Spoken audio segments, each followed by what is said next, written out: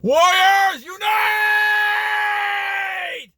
Back with another episode of Vigor Warriors 2 and the 1% Club.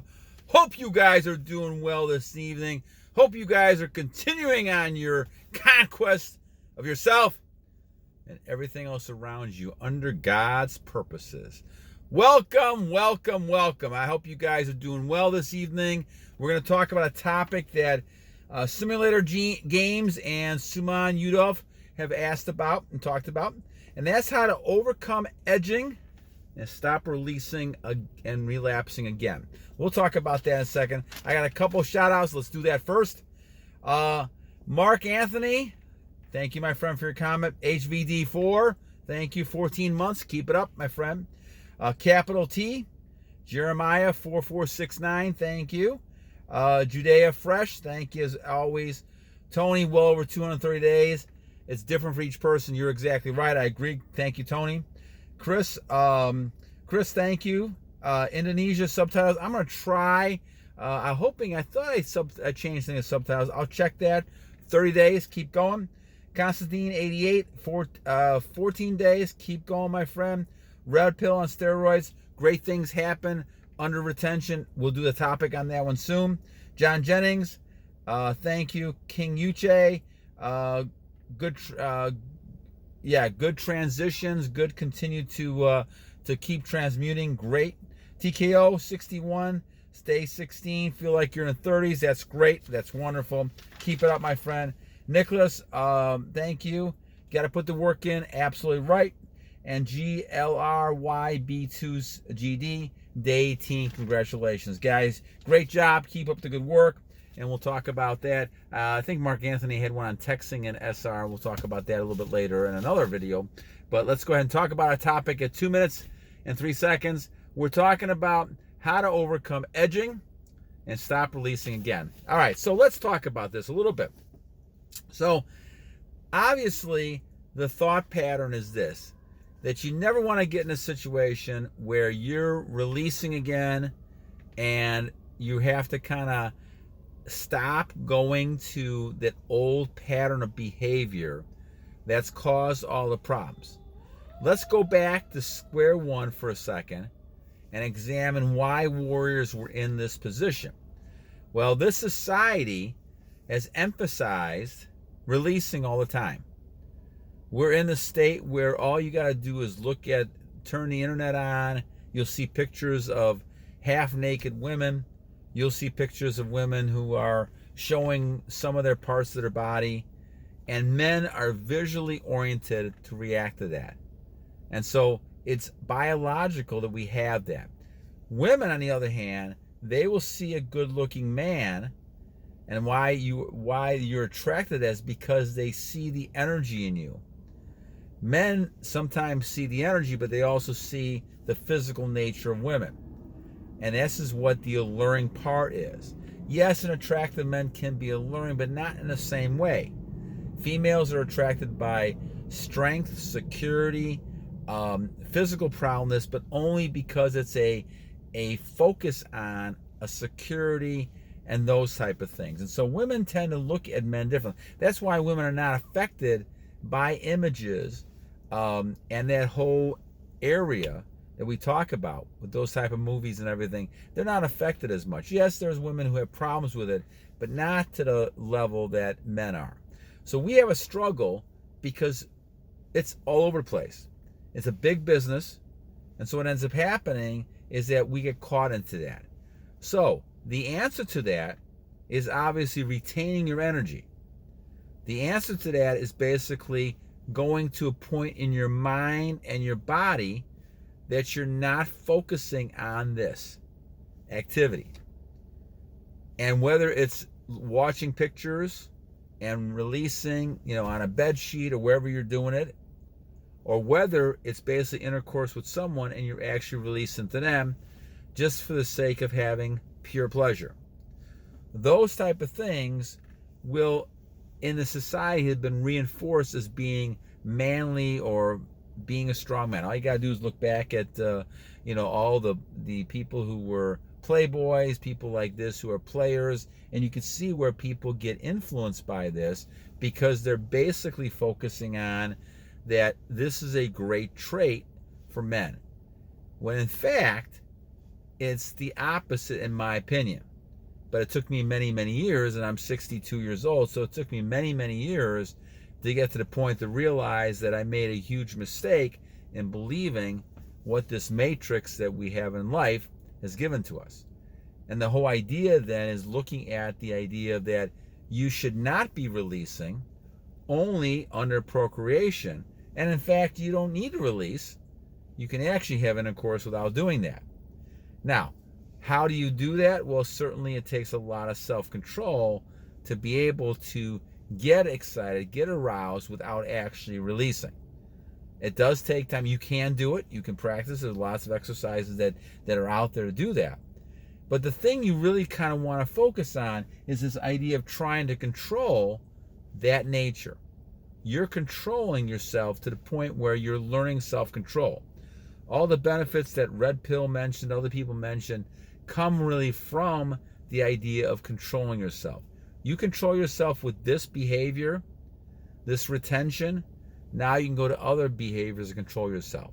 You can go to taking cold showers. You can go ahead and exercising. Get a pattern of working out, getting a pattern of focusing on your diet, focusing on goals, trying to achieve more and more, becoming a better warrior every day. And that's the goal. Don't compare yourself with other people. Compare yourself with yourself. Am I doing something to get better tomorrow than I did today? And that's we talk about retention and why days are important at the beginning of your process. The days are important because it shows that you're getting better each day. I'm at like 1,100 and I don't know what it is, 60 days, 50 days, something like that. I'm over 3 years, something like that. And it's good and still important for me to keep track because I want to see how far I can go without actually going ahead and releasing, watching, and fapping and those things. So the longer I go, the better. But the idea is that it's a lifestyle change. Now, saying that, can you be caught in a situation where you're edging, and is that good or bad? And we've talked about this before in other videos. But releasing again, how do you overcome these things and get back on track? Well, obviously we know the best thing, warriors, that you want to do is not have any thoughts at all. And whenever you get a thought, you're able to transmute that energy into positive type behavior. So if you start thinking about women, you're going to go ahead and exercise or do something to get your mind off of it. Well, those are really part of the solution to the whole situation. Edging is something you're doing to try to recreate some of that energy or recreate some of that behavior that led to the problem in the first place. So part of the problem with edging is the fact that it starts mentally thinking to the point where now you're getting close again to releasing. The only difference is you're holding back from it. Does that present problems? Well, it could be. If you're not transmuting, you could get very frustrated doing this. So edging is something that I've moved away from at the beginning of all this. That was still stuff that I was doing. The edging part is still part of overcoming the whole thing. But as time goes on, you go ahead and realize you don't need to edge.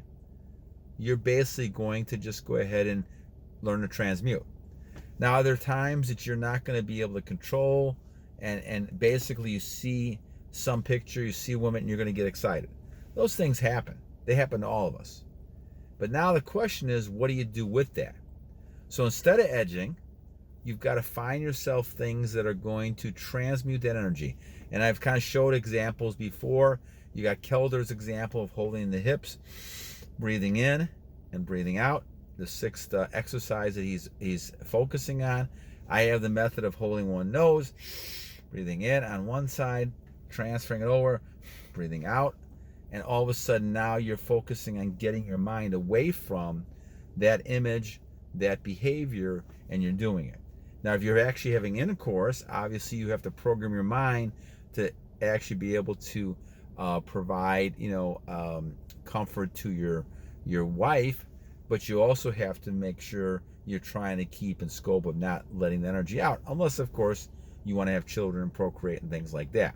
So as we talk about this, this is not an easy thing. And are there times you're going to have some release of some sort? Yes. But remember, warriors, that the bottom line really is you want to keep as much energy as you can, and you want to follow a lifestyle pattern.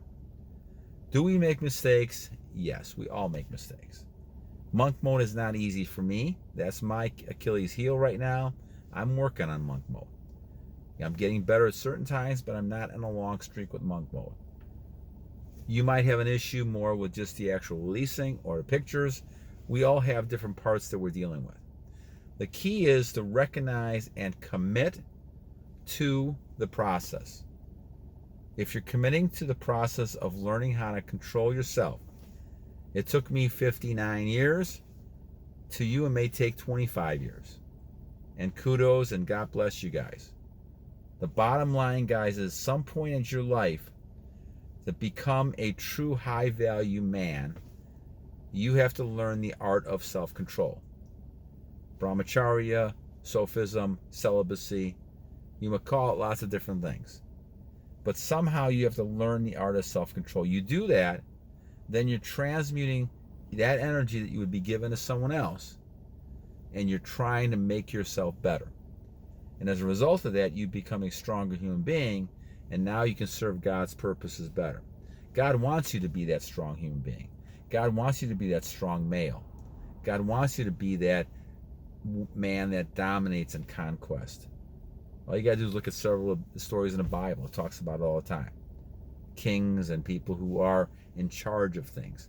That's a strong male. We need more of that. We are getting less of that because of society and the way they've been pushing, releasing on us all the time. We become less male. And we're losing our energy, and now we can't defend ourselves and become that strong male we need to do. So that's why males are in high demand, real males, and that's why women will flock to men when they see this energy and they see a person who is a real man, they react to it. I've seen it over and over again. It doesn't matter how old you are. With Kelder stuff, you could be 62 like me. Women that are 19, 20 years old are talking with you. And they're comfortable and they're flirting. I mean, to me, like I said, I've always said this is kind of a flattering thing to me because this never happened to me when I was younger. So to me, I just kind of laugh and inside and chuckle about it. It's just amazing that, attractive women are talking to me in the first place. I'm still getting used to all that after all these years. But the idea, guys, is that the idea that you're focusing on is that you have to say, okay, what am I doing with this? In my case, I'm a married man for 30 some years. I'm not that interested in those type of things to the level that I was back then, and I'm at the point of saying it's a flattery type of thing. But you can also use those benefits to be able to find someone special that you want to find, and that's a key to it as well. I think also when you talk about this, you're going to release. It's inevitable that we all will do it at some point. But the question is not the question of doing it. The question is, have you learned your lifestyle so you can go back and start a new streak again? And that's the key. I mean, I know at some point something's going to happen and I'll end up probably breaking the streak. Now, I'm hoping they get closer to 12 years because in my mind, what I've read from autobiographies and different things of people is that they get closer to God every year that they're able to keep their energy in, because God has given you that energy, doesn't want you to release it all the time, and the closer you are in that perfect image of what the Lord wanted, the closer you are. And my whole purpose with this is to get closer to God. That's my number one goal. The family obviously comes second, work third, also so on. But the idea is that God comes first. And if God comes first, you're then looking to try to establish a relationship with God. And in my mind, semen retention has been the vehicle to start that. Self-control is the start of that. Now you're focusing inward to God, and you're trying to focus and getting away from it. So you're going to have times where you're going to make a mistake. And so edging is something that you may actually do. But I would not keep that as a habit, because obviously as you're edging, you're tempting the fates of situations. What I would do is, if you're going to have intercourse, obviously with your wife, obviously you're not going to edge as far as releasing yourself, but you're going to be at a point where you could get to the point where you could release with your wife or a girlfriend or whoever it might be. But again, the question becomes, are you making a conscious choice to do that? And so you have to take the consequences of that, which obviously you're losing some energy. Can you pick that up again? Yeah, of course you're going to build it back up, especially the younger you are, the faster you're going to do that. Now, the question then becomes, is that something you want to do? And so you're more in control of it than you think. And I think the question becomes mentally, is this something you want to do? So if you talk about this, I think it's a great topic from Similar Games and Suman talking about this. It's a matter of overcoming edging. So how do you overcome edging? Well, the biggest issue is more mental. The physical part of it is a secondary issue in my book. I think mentally you have to go into it trying to stay away from any kind of thoughts, avoid thoughts that would get you into trouble. And that the key to that really is mentally up here, saying to yourself, okay, I'm going to focus so much on things I've got to do, I have no time to think about this. It may hit you, but you still move on. Anytime you get to the point where you're thinking about doing it, make sure you got something you're doing. I don't care if it's a hobby. I don't care if it's a work situation, working out, whatever it might be. I'm going to go work out myself in a second. So as you do this, you're going to focus on keeping yourself busy, at least at the beginning, because you're not strong enough yet to actually overcome those impulses because you've been doing it so long. Then the other thing I could suggest is that even if you release, you go back to the same pattern. See, and I think I've said this in another video, great, strong people build habits. That's why they become strong.